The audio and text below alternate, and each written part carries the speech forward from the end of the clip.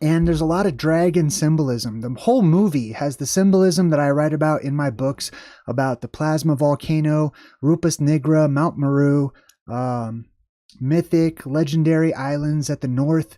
And we're going to go over this. This is sort of a tale, the same story that's always been told. It's the never-ending story, really. It's our story, and it condenses our history of cyclical apocalyptic events that happen into a short story. So with that being said, welcome everybody. I see everyone coming into the chat, and for all of you in the future watching, enjoy. Now, let's go ahead and go back to the beginning. This is actually just the intro portion of the movie here. You get a little preview of all of what we're about to see here. I'm going to start back at the beginning. Now, the movie begins just like this. The main character, her name is Elodie, which we'll talk about here in just a second. She says there are many stories of chivalry where the heroic knight saves the damsel in distress. And then she says, this is not one of them. Now, I thought that was an interesting way to begin, given that one of my videos that I did called Before the Moon, one of my first videos, actually, starts off in like manner. I'll show you. Everyone knows that we never went to the moon. Everyone knows that there are more anomalies and problems with the moon's existence than there is the evidence to explain it. There are millions of books, websites, and videos proving it. This is not one of them. Okay, so that's the intro to my old school video that I did called Before the Moon. It's all about the time before the moon. Before the moon was introduced. I'm going to go ahead and take that down now. And that's exactly how this movie starts off. There's many of these stories. This is not one of them. This is going to be a different story, and this presentation is going to be a different presentation. Not a movie review. We're not going to look at how good the movie is, although I thought it was a really good movie. We're looking at the symbolism, the truth that's contained within these movies. Now, the movie starts off by showing us what looks like the Middle Ages. The Middle Ages are coming up time and time again in my research, especially relating to cataclysmic events, worldwide catastrophes, and of course the apocalypse. I've talked many times about how the atmosphere seems to have been, the evidence seems to indicate that the atmosphere was electrified way more than it is today, which necessitated a different type of clothing that people would wear to keep themselves safe from electricity, a different type of architecture and drawing energy from the earth itself and from the atmosphere. So we hearken back to those times and to those days. That's when this movie begins. Let me just bring up my chat here so I can see everybody. You can see that we start off with all these knights and a king in the middle, riding into battle or charging into some sort of a battle against something. We'll show you in a minute. Now, let's take a notice here that they're all knights. They're wearing this armor. I've talked about this a few different times, but not only are they wearing metallic heavy armor, which I believe was not to protect them in battle or anything of the sort, which later on maybe it was adapted for such purposes, but to keep them protected from electrical shock. Also, you'll notice that they hold these pikes with metallic spears and tips up into the air, acting as lightning rods. Lightning rods are to actually keep lightning from happening. They help to prevent lightning by dissipating all of the negative electrons up in the air, allowing the positive electrons to flow up from the staff, from the earth to the staff out of the tip, which dissipates the negative charge above and helps to prevent lightning strikes. There are 12 riders, with the king as the 13th. So these are the 13 bloodlines represented. It's also Jesus, his 12 disciples, the Knights of the Round Table, King Arthur, etc. Kim, hey, thank you. I appreciate your donation. I just saw you in the chat. Thank you so much. Thank you all for your support. All right, so here we have them charging into battle. I did a video all about how people wore what is called lightning rod fashion. I call it lightning rod fashion. A few hundred years ago in France, at the very least, they actually wore lightning rods on umbrellas, on their headpieces, on their hats and stuff to prevent electrical shock when they're out and about walking around. I also talked about the medieval knight's armor and how they put that on the horses, on the on the explorers, really is what it was originally for, and not for an elite fighting force, but for people who are out exploring areas of high electrical charge, or what I call places of power in my books. This carried on, right, all throughout the years, where people would attach bayonets onto their guns and stuff. I do know that we're taught today that most people had the bayonets in order to do ground fighting, you know, if your enemy was too close or whatever, but it's really more practical to just use a knife and hold a knife instead of trying to lunge, you know, a 10-pound weapon out and thrust into people. So if you're interested in lightning rod fashion and how the atmosphere was electrically charged in recent times past, only a few hundred years ago, then check out this video that I did about it. It's called 1700s Lightning Rod Fashion, and we dive into that topic. Now, on the flag, if we go back, if we go back and take a look at their flag right here, I'll zoom in, you'll notice that there's this lion. And you'll see this on a lot of standards, on a lot of flags, and on banners and coats of armor, stuff like that, especially in England. You'll notice this sort of dragon. I mean, lion. It's really a dragon. I jumped ahead of myself. But you'll notice this strange looking lion. We're going to take a look at that. It's been on the coat of arms, especially in England. Here we have a classic example. I'll pull it back a little so you can see. Oftentimes they put these three right here. Now these three lions, which they're really dragons, and dragons are really plasma, as I've discussed many different times. Not to discount that dragons didn't exist or that monsters didn't exist in various forms. I do believe they did. However, plasma originally was a fire worm in the sky, which is a dragon, and then they added feet and stuff onto it. Take a look at these lions. Don't they look strange? A bit too elongated. They have all of these ruffles coming off of them. That's because I believe this represents electricity. Now take a look at this other image over here. If you live in England, if you live in the UK, you'll see this standard a lot, right? This is on the coat of arms and whatnot. Sometimes you'll have a lion on the left standing up. You have a unicorn on the right standing up. They're standing upright because they actually represent different classes of humans, right? You have the slave class represented by the unicorn over here. The unicorn also represents the beam of energy that comes up out of Mount Maru, being the one horn of the world, or the one beam of the world. You'll also notice, if we zoom in a bit, that the unicorn has a chain. It's chained down and it's connected to the ground. If I could pull it out a little bit, you'll see that it's actually chained to the ground down there at the bottom. You see that? The unicorn is a slave. It represents slavery, being enslaved to the lion, which represents the rulers of this world, the nobility class of this world. And it's around its neck it's in bondage, is a crown. The crown keeps it tied down. The crown keeps it enslaved, right? The magic, the mysticism that represents the unicorn, especially representative of the white horse or the white mythic creature, which also represents phantazoids, or those creatures that I call phantazoids. And then we have these other symbolic elements too. You'll notice that the lion is the one with the crown on the top, up there at the top, right? Up here, the lion's the one with the crown. Let's take a look at this other stuff. Down here we have a saying, Dieu est mon droit.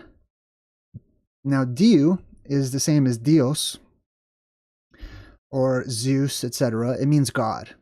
God is, or I'm sorry, and, et is and then mon means my, and then droit means right, like righteousness, or my right, right? So God and my right is what this is.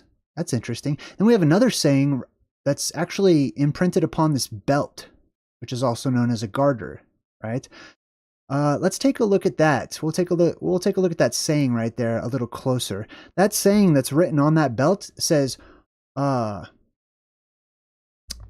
it's translated, let's see, it says here, it's a dialect of Old Norman French spoken by the medieval ruling class, there's medieval times once more, in England, and it means shamed be whoever thinks ill of it, or shame on anyone who thinks evil of it.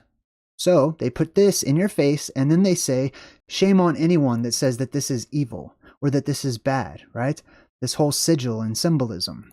So let's continue on. Remember these three lions, right? They're really dragons. They really represent energy or energetic forces, okay? And there's three of them that comes into play in our movie. Now, it says, it is the motto of the British Chivalric Order of the Garter. A garter is another word for a fastening, a belt, or anything that ties something up, basically, right?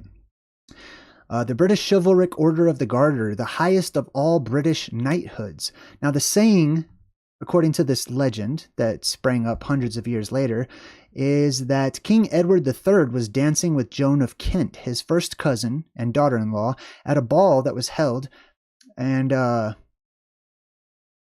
she laughed whenever her garter actually fell down. Her garters used to be to hold socks up, basically, okay? It's like a little belt for to go underneath your knee to keep your socks from falling down, so they look nice. So her garter falls down. Edward placed the garter around his own leg, and he says, shame on anyone who thinks evil of it. Whoever is laughing at this today will later be proud to wear it. So let's take a look at that image one more time. Whoever is laughing at the garter. Oh, snap. Hold on. That's my phone started playing. I don't know why my phone's doing that. It says, be quiet, phone. Okay, sorry about that. So anyways, whoever says that this is evil now, whoever laughs at this now in ancient times, when they first started to enslave the world, will be later on proud to wear it. How many people does that represent? How many people do we see when we go out in the world today that seem to be proud slaves, citizens of their countries, or their royalty, or their presidents, or whatever, right? Later on, they will be proud to wear it. We get back to the movie. The knights are rushing. Now we see where they're going. So symbolically, Jesus, his 12 disciples, King Arthur and his Knights of the Round Table, Alexander and his army, etc., all symbolically rushing towards this mountain, this misty mountain, which symbolically represents Mount Maru, brought to you by Mount Maru, the land of magic, the land of energy, the source, the navel of the earth, the axis mundi. And they really make a point to show you this mountainous structure jutting up out of the land, right? So this represents Mount Maru, Rupus nigra. Also, I call it affectionately the plasma volcano, all right? And then they say, let's kill the beast. And back here in the distance, you can actually see a dragon that was flying around. So they're off to kill the beast. They're off to kill the dragon. They're going to Mount Maru, symbolically speaking. And then they say, for glory, Hya. Now, I just want to point out this whole Hya or Ya. You know, when people say that, you see cowboys whip their horse and they go Ya or whatever, right? That's a word of power because it comes from Ya, which is an ancient god, both in the Mesopotamian region and in ancient Hebrew, basically Yahweh, right? Also, Enki was known as Yah. Now, when they get to this plasma volcano, the knights descend. They go down into it. That's because this is a volcano. It's a cave, basically.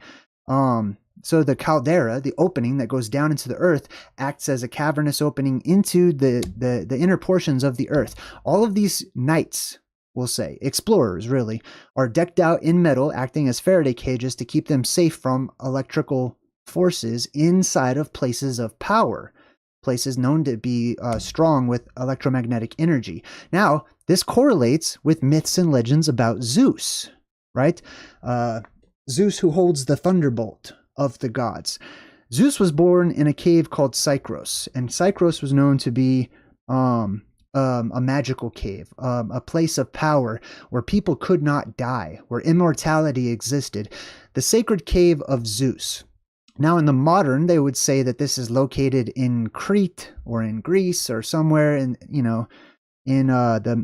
the southern regions of our world today. However, a long time ago, these places were the places that we have now. Many popular place names like Jerusalem and you know, other places. I'm just drawing a brain fart right now.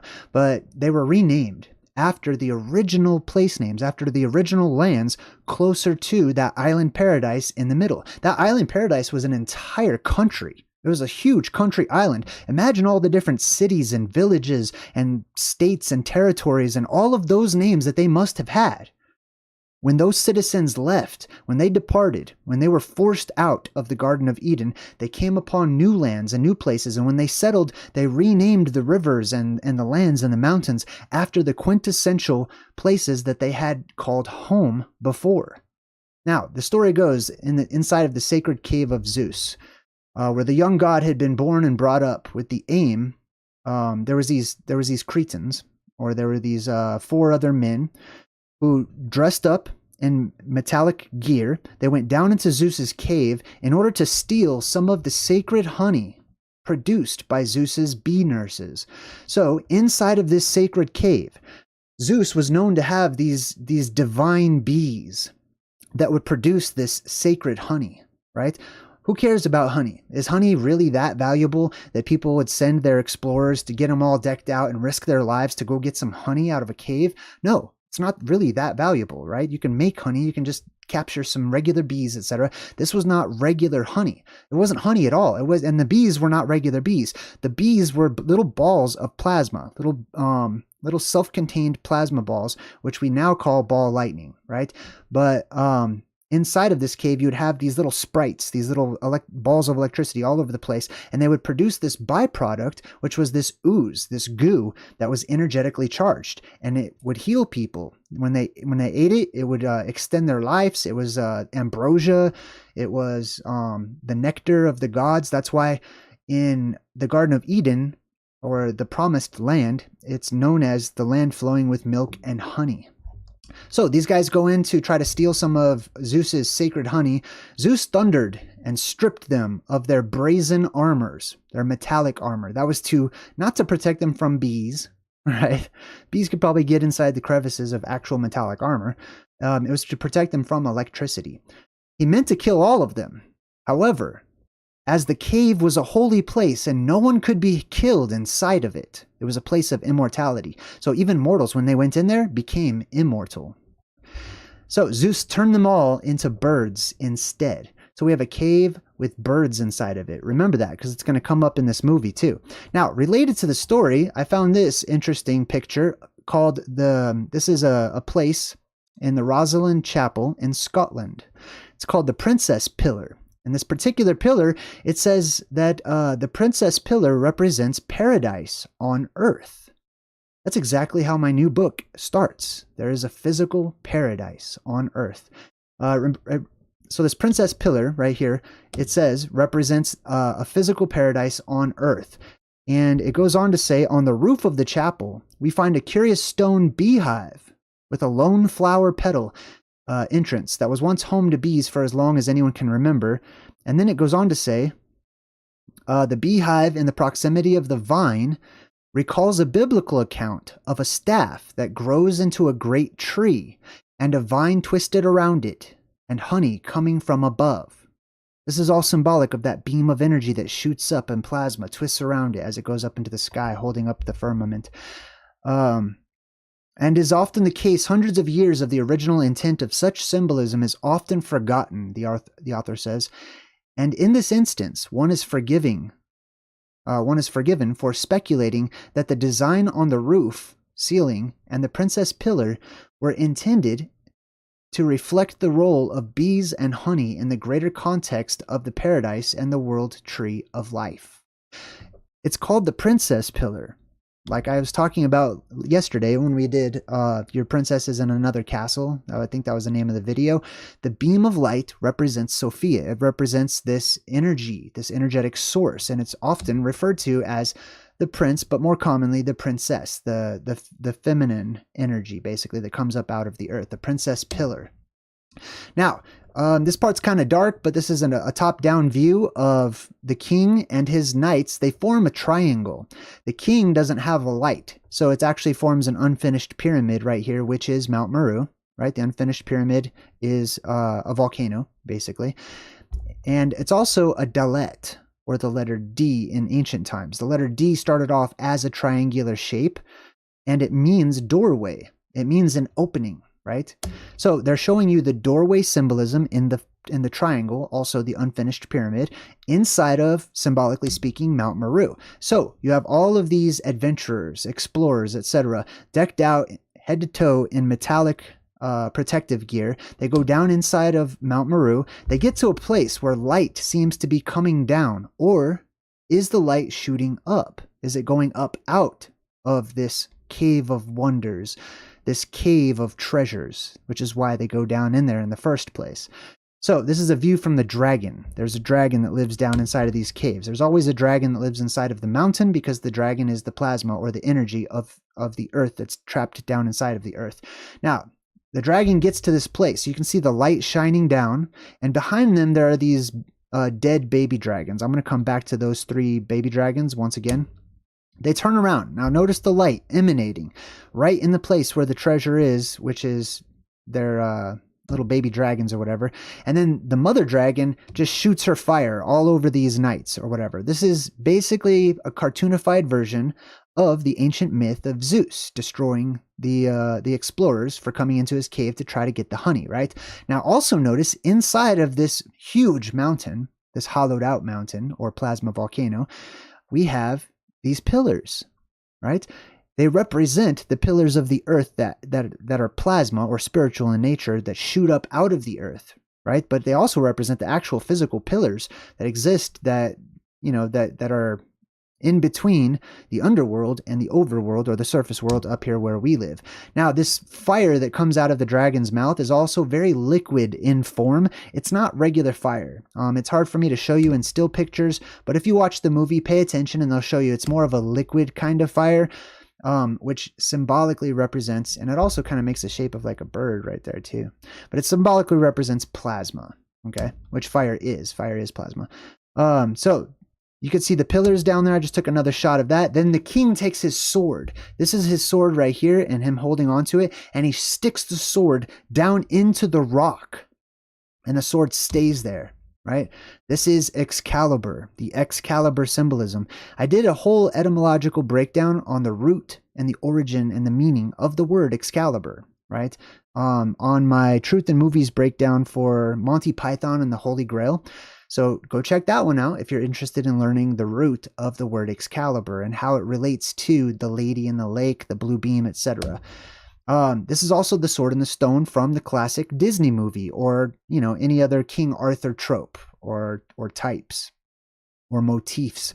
You can see here in this image that they used for this Disney movie cartoon, there is a blue beam clearly shooting up or coming down, however you want to see it, from this rock, from this stone. This sword that shoots up, it spreads out at the top. This beam of energy spreads out once it hits the top. These sky pillars, basically, they spread out once they get really high up in the atmosphere.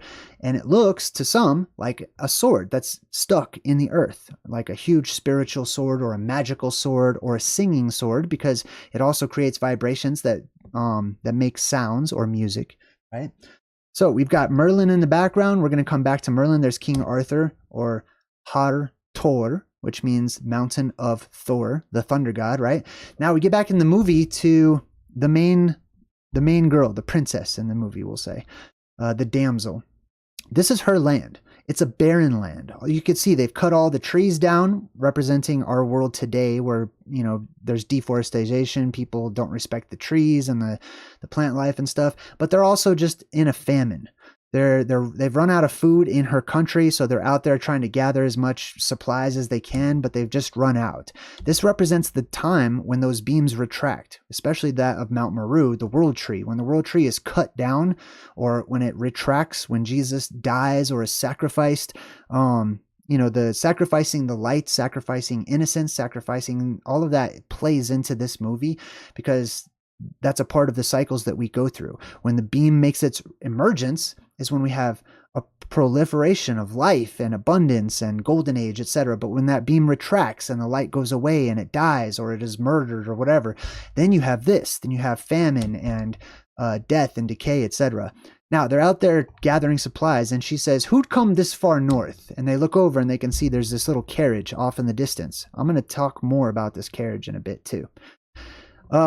Who'd come this far north? So now we get another clue. Pay attention in the movies when they tell you directions and what they associate with those directions. This land that I have just written about in my newest book is at the far north, right? There are many phantom islands, islands of paradise, islands of pleasure, islands of mystery and intrigue, and almost all of them, every time, are either said to have been located at the far north, Hyperborea, or they're associated with other directions that are more esoteric directions, like west, right? West in the old world did not mean west, it meant down into the earth, right? All right, so there's this carriage coming up. They head back to their castle. You can see more barren land. All the trees are cut down. The sister, Elodie, Elodie's sister, let me talk about their names real quick. So first of all, Elodie is the damsel. Elodie is the princess. Her name is short for, or a short version of that is Elle, right? Now it's played by the exact same girl. This girl right here is Elle or 11 in Stranger Things, which we've broke down the whole first season of Stranger Things as well. So we have Elle, 11, the two pillars, always that represents the pillars of Hercules. Okay, the pillars of Hercules, which I go into in my new book as well, are the anode and the cathode energy that shoots up on either side of this garden island paradise, basically. So it makes it like an 11, basically. These two beams, these two pillars, two towers, two witnesses, two trees, etc. that shoot up. Her sister's name is Floria, which basically equates to the flower of Yah, which is also another name for the tree of life, etc. She says, why are they leaving? So all these people are leaving the kingdom, and she says, well, there's nothing left for them here, Floria. So it's a time of famine, and there's an exodus happening. These people are all leaving this land because of this famine. Now, her father, the king of this barren land, gets a letter from a faraway, very rich and powerful queen. And he says it's from the Queen of Oria. So this land called Oria. At the end, you see this EA, that's Yah, Enki, also another name for Yahweh, right? And then Or means light, the light of Yah. Oria is what this is. Basically, this letter is an invitation. They want to arrange a marriage with his daughter and their prince. Right? This is a representative of the cosmic wedding. The cosmic wedding is when the earth meets the sky, or the earth goddess and the sky god get together. It's always for a short time, or portrayed as, them always being torn apart. The wedding doesn't happen, or something like that, which also happens in this movie too. Now, she's on her way to this mystical land called Oria, and she says, I've never even heard of the kingdom of Oria until my father sprang this on me. So it's a phantom land. It's also an island land, which they just casually mention that in the movie, right? They make it out like it's this huge country or something. It's not. It's an island representing the island paradise at the North Pole, the kingdom of Oria, or the light of Yah.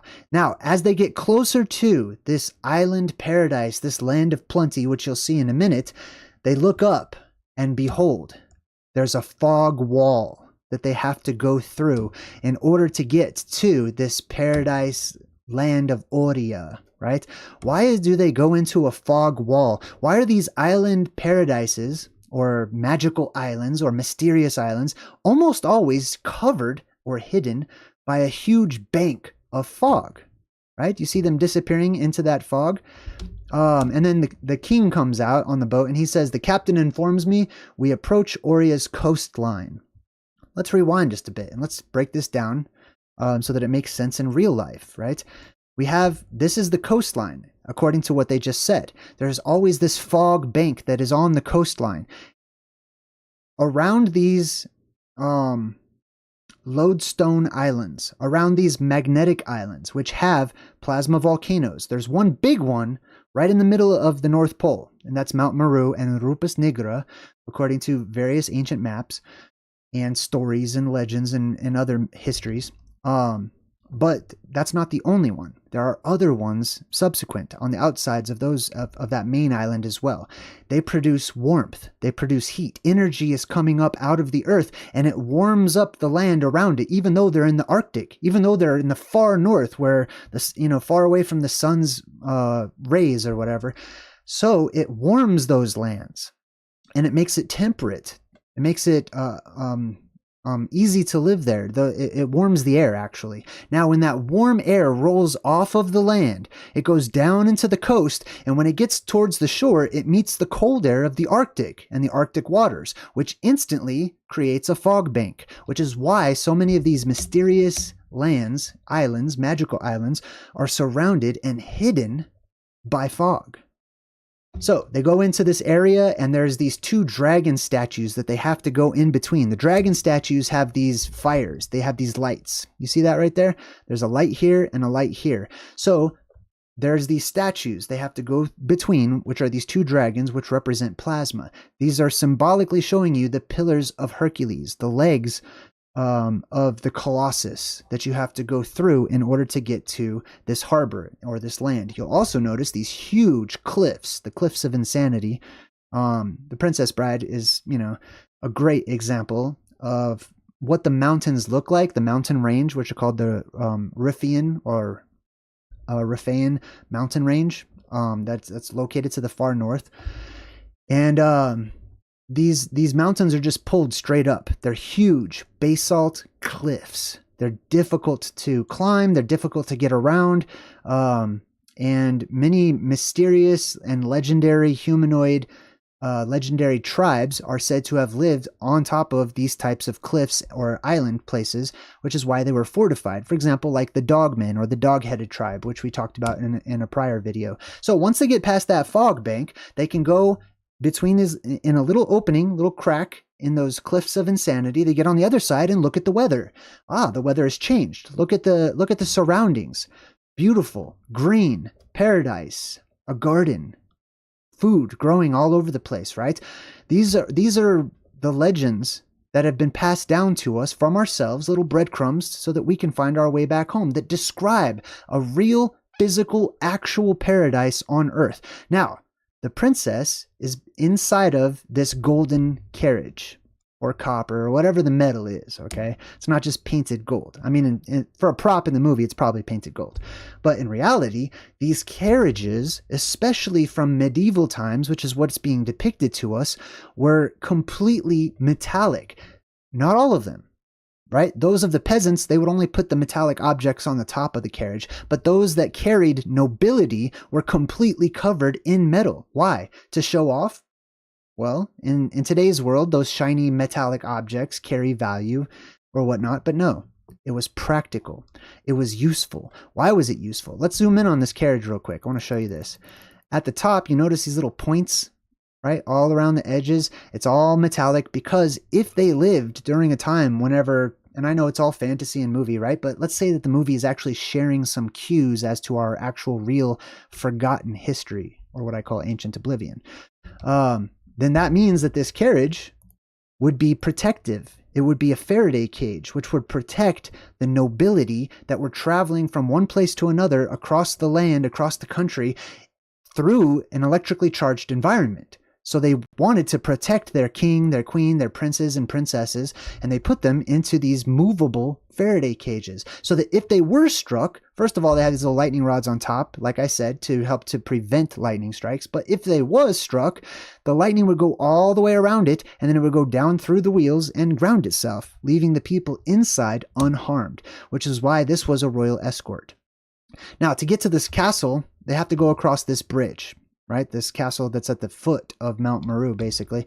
Now, even on this bridge, they have protected the bridge from cosmic thunderbolts of the gods by putting these on either side, all the way across the bridge. You see these little spiky deals, right? There's another one right there. You can see this type of architecture in the real world. In our world, you'll see this all over the place on old courthouses, on ancient architecture and whatnot. Some people refer to it as Tartarian structure, which I believe there's truth to that. And I do talk about that in both of my books as well. But these are little spikes, and they have little mini spikes that come out of them.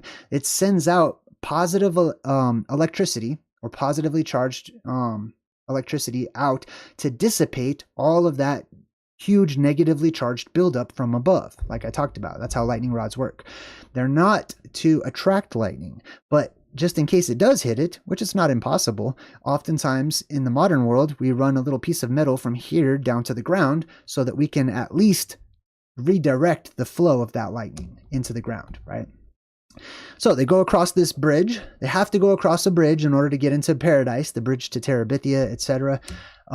Because this castle, which also represents this mountain back here, this castle is the people that own this castle are the nobility of the world. Now, I have a theory that whatever energetic sources live up towards the north, they basically become the nobility of the next age, right? So there's sort of a race to Mount Maru. Robin Wright is in this movie, and she is this evil queen. I'll show you in a bit, but she's actually the princess in The Princess Bride, right? So there's a lot of the same exact symbolism. We broke down The Princess Bride as well. And then they show you up in the corner Mount Maru, right? They bring that into the picture. Now the girl goes into her new room, and let's check out her room. We have these pillars again, columns again, but these ones, let's check these out. If we zoom in on these, you can see that they have what look like snakes wrapping around them, except for none of these snakes have a head. None of them do. I've checked all of these out. None of them have it. They just have these little curly tails. None of these snakes on these pillars have heads. They're not snakes. They're serpentine, and they are serpents, but serpents in the old world didn't mean snake. We've come to call snakes serpents, but serpent is fire. It's fiery, basically. Just like the seraphim were the fiery angelic beings and deities, etc. So you have these fire wrapping around these pillars that go up. This is symbolic of the terrestrial pillars that shoot up into the sky. Oh, thank you. I appreciate your donation, Kemma. I see you in the chat. Thank you very much. Now, let's check out the rest of this room, right? So she looks around her room.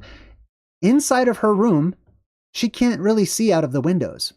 These are stained glass windows, just like we see from the old world, where they filled their cathedrals and buildings that were used to harness power that were built on top of these places of power.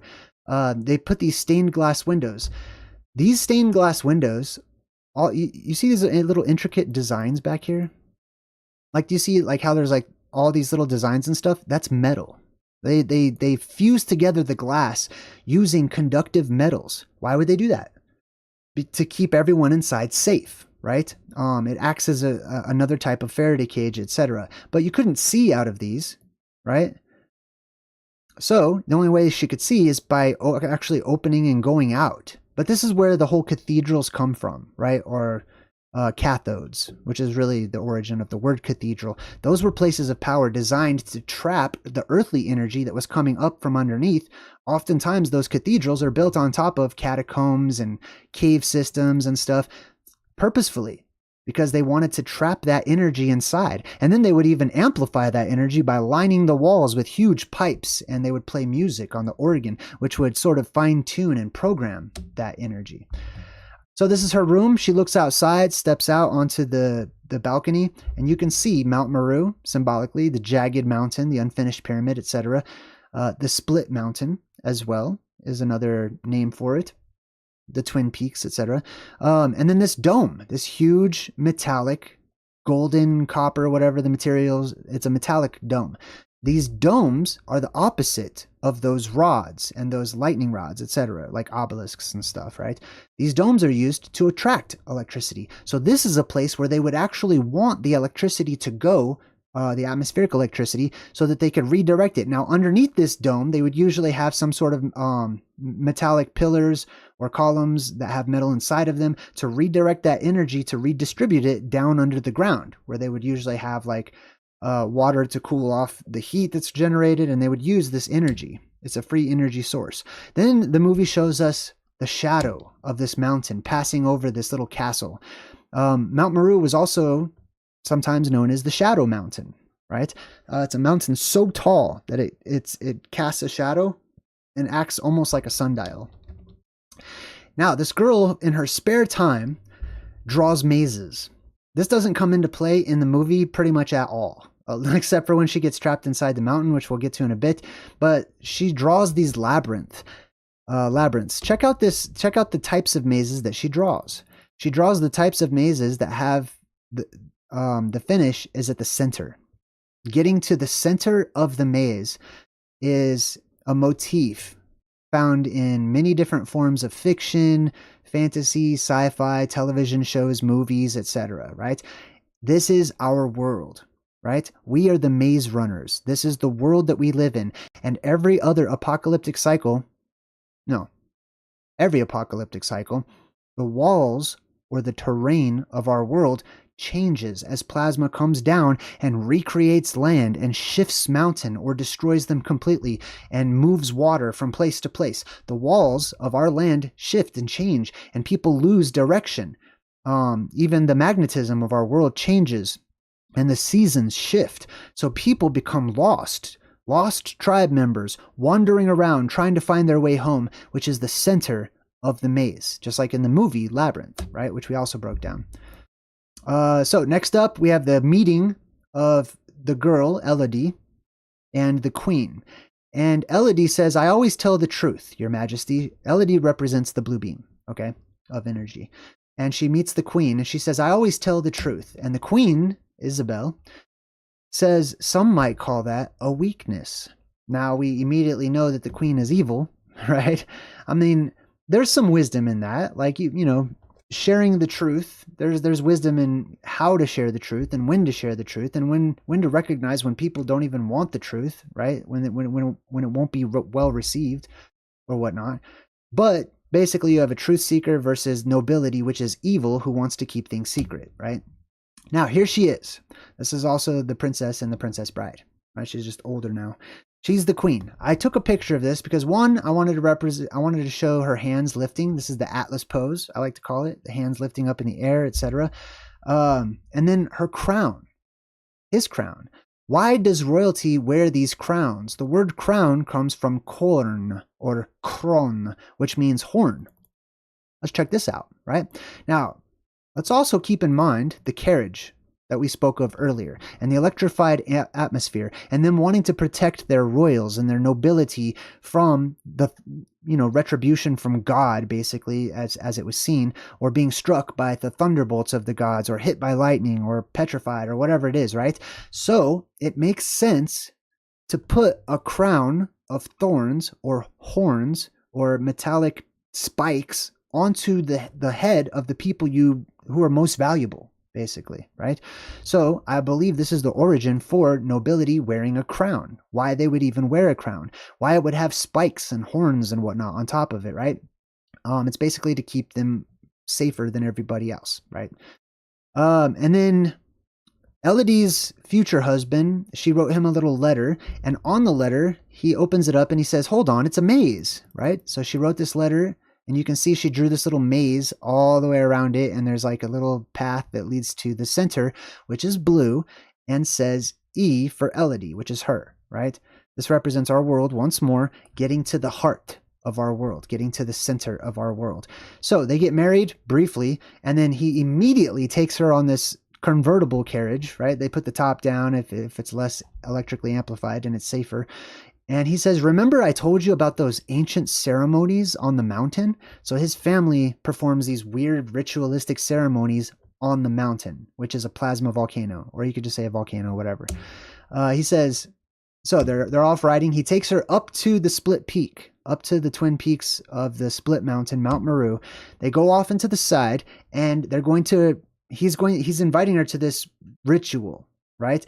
So she has no idea what she's walking into. She thinks it's all innocent. So she goes up there, and she's greeted by all of these nobles that are all standing there wearing these weird masks, these golden masks, and they're all waiting for her.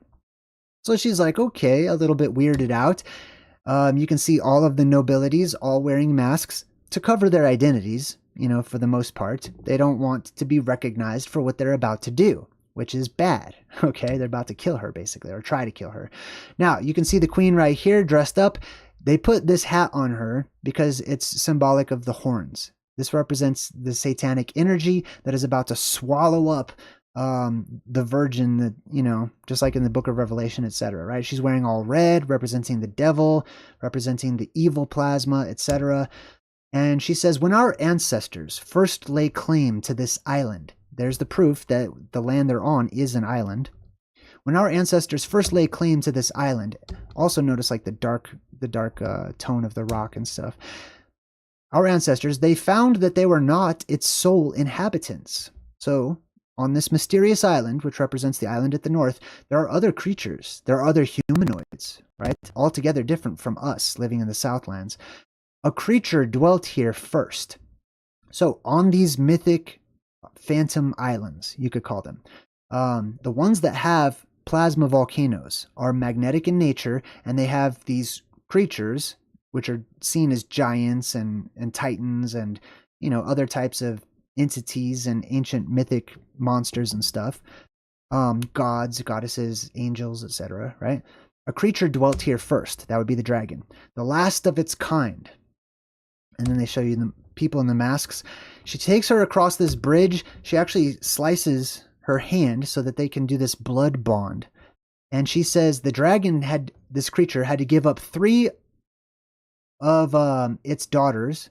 I'm sorry. Well, the dragon made a deal with this king and said, if you give me 3 of your daughters, then I'll let you share the island, right? So the only time that foreigners could come to this island and have the island shared with outsiders was when 3 daughters were sacrificed. I'm going to talk more about the 3-daughter symbolism here in a minute.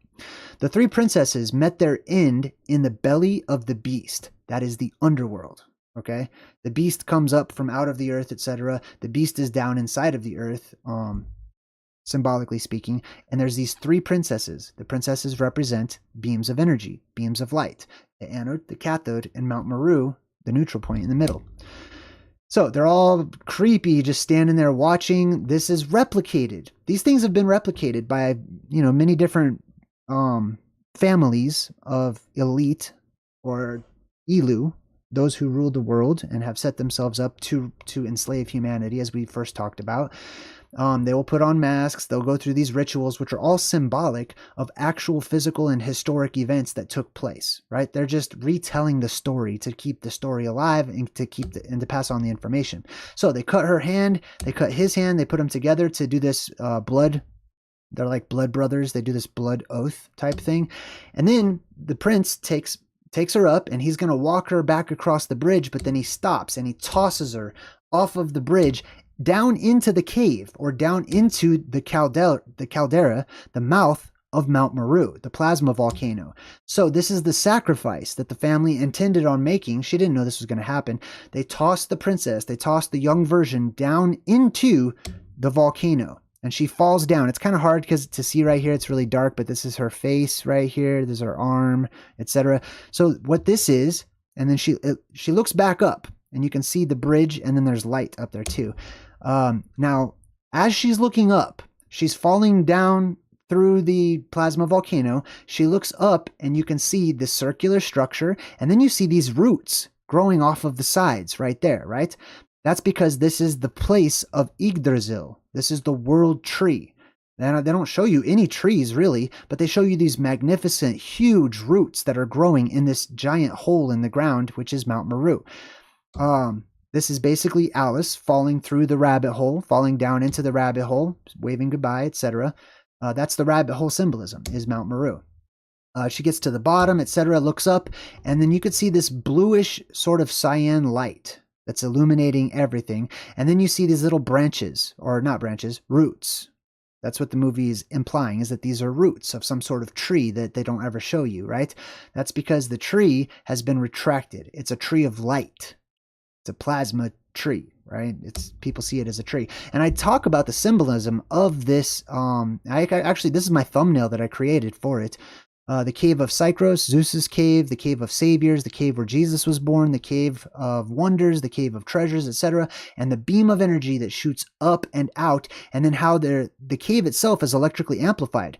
So the myths and the legends indicate that people who have gone down into these places of power, these electrically charged cavernous systems, have seen little fairies floating about. These are like the little ball lightning and stuff. And then you have these little plasma worms or serpents or snakes or whatever you want to describe them as, also seen as these roots of Yggdrasil that are just emanating and sort of moving about, coming off of the walls itself, right? That one's called the Cave of Saviors. If you'd like to check that one out, you may. Now, as she's down there, she sees all these birds flying out of this cave, and they're all on fire. The movie leads us to believe that for some reason the dragon, like, set all these birds on fire for some reason, right? It doesn't explain it. But what it is these are phoenixes. It's the symbolism for the phoenix. This is the place where the phoenix is born, right? The phoenix being that blue beam that shoots up and turns into the Irminsul, or the world tree of Anglo-Saxon mythology, spreading out and spreading its branches towards the top, giving us the thunderbird of Native Americans, etc., right? It's also why they put that thunderbird on the top of their totem pole, right? They have this pole that shoots straight up and then it spreads out at the top, and that creates the thunderbird symbolism. It's the Irminsul, it's the world tree, it's the tree of life, etc. So she watches these birds, and all of a sudden the dragon's lighting everything on fire, right? Down inside of Mount Maru, which is where she is symbolically, the Cave of Wonders, the Cave of Saviors, the Cave of Treasures, Adam's Cave. These are all like quintessential root. This is where it all comes from, right? There's all this fire all over the place. Well, think about it. This whole place is full of gas, right? When that gas becomes ionized, then it turns into plasma and fills the whole cavernous system, right? During one cycle, we have lava that's created. When all that energy retracts back into the earth, it causes radioactive energy. All those rocks, really it's all the metallic objects that are down inside of the earth, as well as crystals, become radioactive, or they start losing their positive radioactive attributes, and they go into what's called radioactive decay. When they start decaying, because all that energy is retracting into the earth, then they become hot, very hot. As a matter of fact, they start melting. All these metals and stuff, they start to melt, and then they mix with earth and soil and stuff, and it creates lava, basically, right? So we've got all this lava or plasma or whatever filling up the cave. She's running through it exactly like we saw in Aladdin, right? Aladdin, I mean, this story is told a million different times in a million different ways. This is just one example. Aladdin goes into a cave of wonders, right? Where he has to go up to the top of this tall rock where there's a blue beam of light so he can get the lamp, which is the lamb or the llama, or the flame, or the light, the eternal flame, right? He grabs his little flame underneath the blue beam, underneath the blue light, just like Excalibur and King Arthur, like I showed you earlier. And then once he does that and he removes the light, the whole place fills with fire and lava, exactly how we see in this movie Damsel, right? It's a change of circumstances. It's an energetic shift that changes things.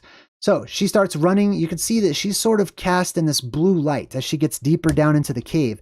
She comes to a place where she sees all of these strange otherworldly blue lights, almost like in the movie Avatar. And she's like, wow, this is awesome. She starts to walk towards it. It lights up her face. But then she takes a step. This is kind of dark, but you can see her foot, and she's falling off of, she's about to step over the edge of this huge abyss. Right? There's a gulf between her and this blue light. And she wants to get to the blue light. I don't know why. She doesn't know what it is in the movie. She has no idea. She's drawn to it, right? That's because it represents her. It's a return to oneness. It's also where she needs to go. So she starts yelling. There's a huge cliff between her and this light. I'll tell you about the light in a minute. So what she does is she takes a step back, and I'm just going to zoom through this part because it's kind of dark. She looks real determined. She turns around and she starts running, and she jumps over this chasm all the way to the other side, trying to make it so that she doesn't fall down into this never-ending pit or whatever. And she makes it. She grabs a hold of the edge, right? Takes out a little knife and she pulls her way back up. This is what I call the leap of faith, right? In a quest for immortality, in a quest for the Holy Grail, in a quest for the Tree of Life, etc., and so on and so forth. This will be shown to you in so many different movies, in so many different ways. Not just movies, but this is truth in movies, so we'll use that medium. It's a leap of faith. It's a jump that looks like, under normal conditions, a person would fall to their death. A person would die. But the conditions in this particular area, which is Mount Maru, are different, and they allow a person to make this jump so that they can get to the Grail, the Tree of Life, Excalibur, whatever it may be, treasure, magic, etc. And they always take this leap of faith. It's shown to us in so many different movies. I'm not going to relist them all now, but I'm sure people in the chat and in the comments section can list many of them, right? They take this leap of faith. There's a couple things happening, right? One, the pressure is different whenever you go down into this plasma volcano. So when the pressure is different, the buoyancy is different, right? Or what people perceive as gravity. Also, there's a zephyr, which is a westerly wind, meaning coming up from within the earth itself. There's a zephyr that blows air upwards, a strong force of air, right? When those gases become ionized, then you get the blue beam, etc., right? So you can make that jump. If you get to that particular area, that's something you'll just have to just trust, okay?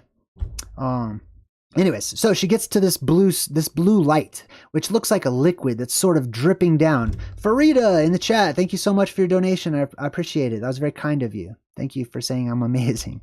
All right, so she gets to this blue liquid. Now we are inside the cave of Zeus. This is the honey. This is the sacred honey, the divine honey from the divine bees or sacred bees that drips this sort of ambrosia.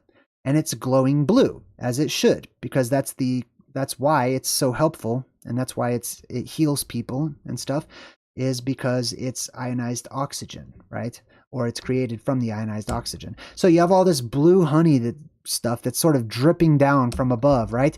She sees that it's made by these little worm things, these little grubs or whatever. I'm just going to say it's a worm because a worm is akin to plasma energetically, right? So she picks up one of these little blue worms, holds it in her hand, and then she decides to pluck a few of them off of the wall so that she can put them in a bag and she can make a little light, a little lantern for herself. This blue light, blue lantern, this is the light that does not burn, right? So for you Zelda fans out there, there's a blue flame, right, in the video game that does not burn or anything. There's also a blue flame in the Dark Crystal that also does not burn, right? These might as well be bees.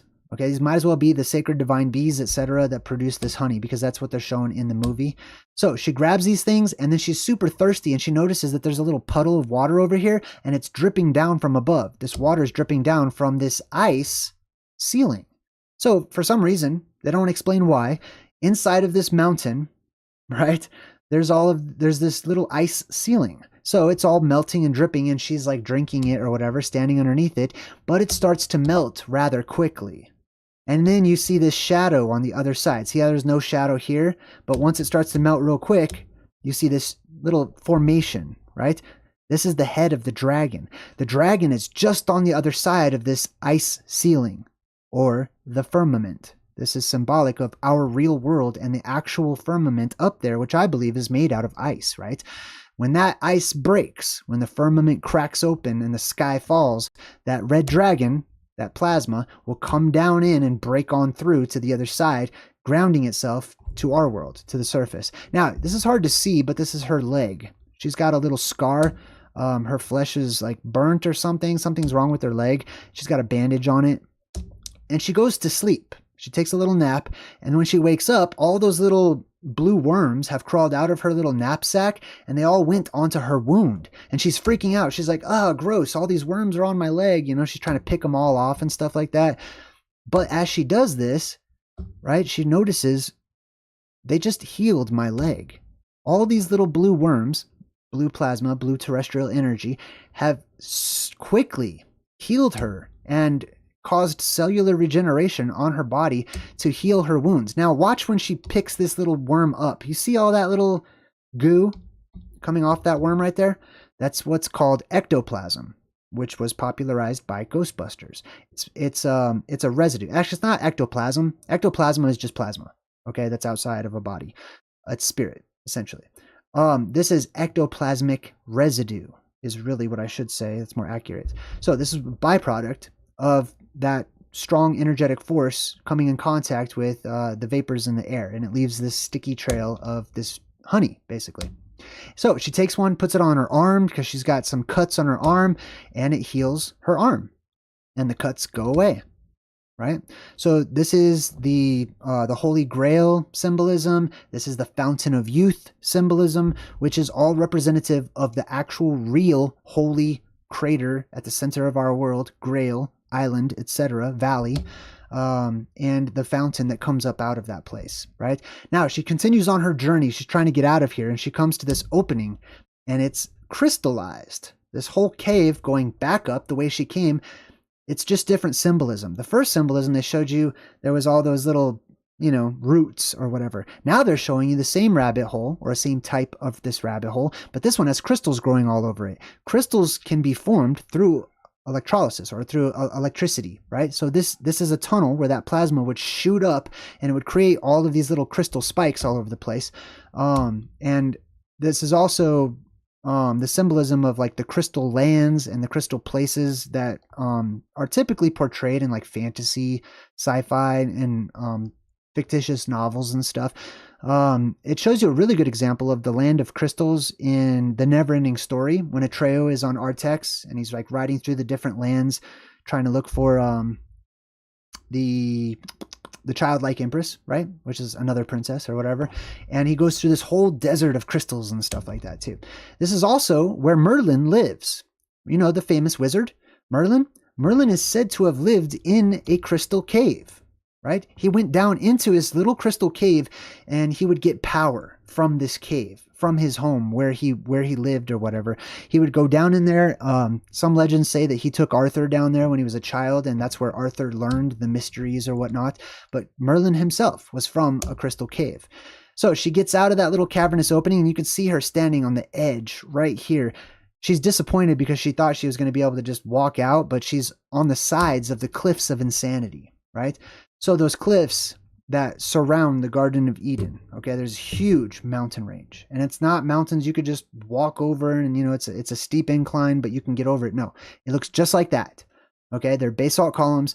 It's earth that has been pulled straight up into the sky and petrified. And it's extremely difficult to climb. I'm not saying it's impossible, but I'm saying it's very difficult unless you happen to find natural steps from the tiles that are created, right, in it. Which is symbolized in The Lord of the Rings. Anyways, so deep down inside of the mountain, they show you this flashback way before of why the dragon's so pissed off and wants to kill everybody, because these are her eggs, right where that light is, right? The 3 eggs represent the 3 roots of the tree Yggdrasil in Norse mythology, which is the world tree, which is the Axis Mundi, which is the blue beam of light that shoots up out of Mount Maru.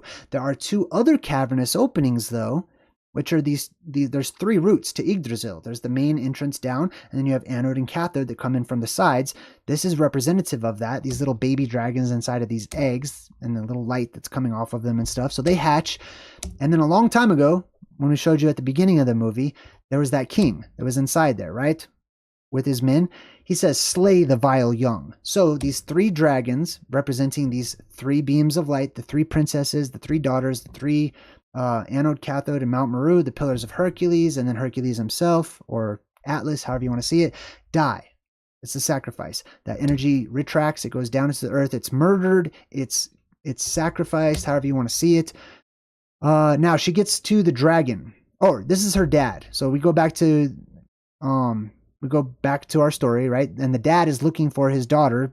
He basically sold his daughter knowing that she'd be sacrificed. He wanted to make a bunch of money. Typical nobility. And the dragon's like, why are you here? And then the dragon kills her dad, and the dad, just like the other king, sticks his sword right into the rock. Right? That's difficult to do, I'm going to say, okay? I've never tried to like stick a sword into just rock, but I imagine it's not just an easy task. If it's dirt or soil, yeah, of course. But sticking the sword into the rock is always symbolic of Excalibur, which is the blue beam, and Mount Maru. Right, the sword that comes out of the rock. So the dragon's pissed now. The girl has escaped, so the dragon is let loose. Right, the girl representative of the blue beam that retracts down into the world. Right, then you have an apocalyptic cycle. Right, whenever that blue beam goes down, where Jesus is crucified, or all the different ways it's symbolized. Right, that virgin is tossed down into the volcano or whatever. That is where the neutral point of the polarity shift that our world goes through happens. And that's when the apocalypse happens. And that's when the dragon reemerges from the skies. And everyone across the world will see the dragon, which is more of a hydra. It's just red plasma all over the place. It sets things on fire, etc. All the way around Mount Maru, the holy mountain, which is in a cloud of fire, etc. There's the split mountain symbolism, the fire swirling around the mountain, etc. This is Mount Sinai as well, right? This is exactly how Mount Sinai is depicted when Moses goes up to it with a fiery top, right? It's because it's a volcano, right? It's a plasma volcano. All right, we go back inside and the girl goes over to grab the sword. This is what's used to kill the dragon. This is what's always, how do you kill a dragon with a sword, right? It's basically, if it's a real physical animal, it has like impenetrable scales and natural exoskeletal armor type stuff, like, you know, like a giant lizard would or whatever. But it's symbolic. The dragon has to be killed with either an arrow or a sword or some sort of a straight object, a straight pointy object, because that straight and narrow line is the path of the blue beam, that blue beam that shoots straight up. So when that princess energy reemerges, when we go through this next shift, we don't have it right now. It's gone. You can't just look north and see the pole, which is why it's called the pole, right? But in the time to come, when that energy bursts back out of our world, all those gases, which is mostly oxygen, bursts out of our world and becomes ionized from all the static electricity and stuff, that sword, Excalibur, or arrow, holy arrow or whatever, will be seen to pierce that red plasma tentacles that come down from above, which are destroying everything, and there's a huge apocalyptic event. When you see that beam hit all that red tentacles and stuff, that means that the energy is past the neutral point, and therefore the apocalypse is over with, right? Because the neutral point is when the apocalypse happens. Now, this is the dragon. I want to show you this picture of the dragon. This is their version of the dragon. If you look at it, it's kind of has like a mane, and it looks very much like the picture of the lions that royalty uses, right? It's basically a version of that. Here it is again. Look at, see the legs?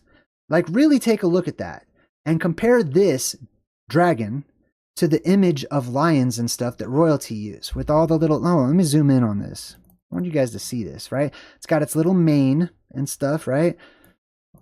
It's got these sort of legs that have like these little fiery, you know, feathery things on the ends of it right there or whatnot. I don't know. It's kind of hard to see, kind of dark right there. But this is your royal emblem, is the dragon lion motif or whatever.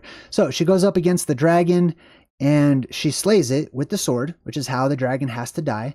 And she says, I'm through doing what I'm told, right? I'm tired of people abusing me. The dragon just says, finish me off, just kill me. Well, the dragon cannot be killed. It can't actually be killed. It will always come back, okay? And that's the mark of a good story, or one that's more on point with actual historic truth. The main character cannot die, right? Because if the main character is the quintessential blue beam, the blue beam doesn't die. It appears to die. It appears to be sacrificed, but it will always resurrect. It will always come back. The dragon cannot die because the dragon will always come back. It's cyclical in nature, just like these little worm things that are swimming around down there that she's about to pick up. She's going to use that blue worm energy or whatever. She's going to pick them up and place them onto the dragon where she just stabbed it, and she's going to bring that dragon back to life. Then the princess comes back up out of the plasma volcano, goes back to where the nobility is, and she says, this is the end of your story. She's speaking to the evil queen. This is the crown. This is the nobility of our world, the people who are in charge of all the governments across the world, every single country. The princess comes back. This is, it's not even matter who it is, okay? Because it's not a person. It's not a human that returns, that's coming back to save anybody.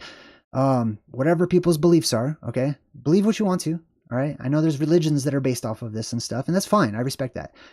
But here's my perspective. She doesn't need a face, okay? This is the blue beam that returns, and she says to the nobility of the world, the people who have enslaved this world, living during the season of Satan, SOS, the time when these humans have enslaved other humans, because while the cat's away, the mice play, right?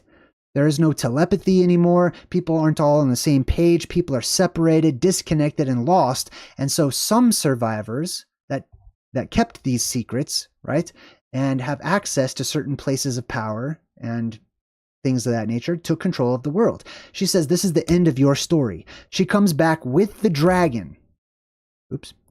You can see the dragon right here. So she becomes friends with the dragon. When the dragon comes back, blows its fire all over the nobility, basically setting everything on fire, this is the next apocalyptic cycle, which is good, actually. It's better than water. It's better than the trial by water. You don't want the deluge, okay? It's way harder to survive.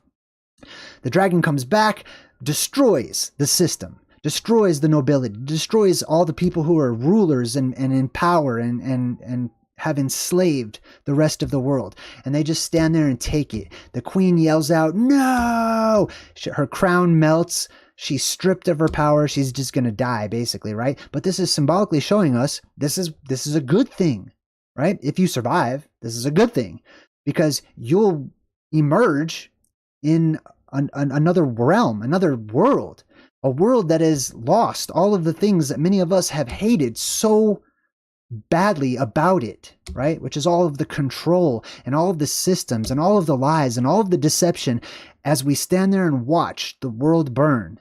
Not the whole world, right? But all of the systems will be done with, right? Electricity is all gone. Mankind is stripped of all of its power, and everybody is back in the year of Jubilee, set free, no longer as a captive, as we're all equals on a playing field once more, where you can live your life however you want to. You shall see all the architecture falling down and stuff. And then we have Elle walking back out of this castle. She's totally destroyed the nobility. And that's whenever it happens is when these two merge, right? This is the cosmic wedding. When the blue beam, the princess energy, merges with that of the dragon, that's when the two meet, which is the neutral point of the apocalypse. And that is our presentation for today. I really enjoyed this movie, and I hope you guys did too. For more information like this, go check out my book, Ancient Oblivion, The Plasma Apocalypse. It's available on Amazon so far as of this video. And then keep an eye out because sometime in the next few weeks, hopefully by next month, I will be releasing my new book. All of those who have signed up for pre-sales for my new book and all the little deals and autographs and all that fun stuff that I put for people who have shown their support by pre-purchasing my next book, Ancient Oblivion, Return to Hyperborea. That will be coming out very soon, so keep an eye out for that. If you don't want to check out the books, that's fine too. I have a website that's devoted to all of this type of information. Lots of visuals, audio. It's a real fun experience. And there's a 24-hour free trial to check out all of the exclusive members areas. Thanks for joining me on this presentation. Until next time, I'm JayDreamerZ saying good vibes and goodbye.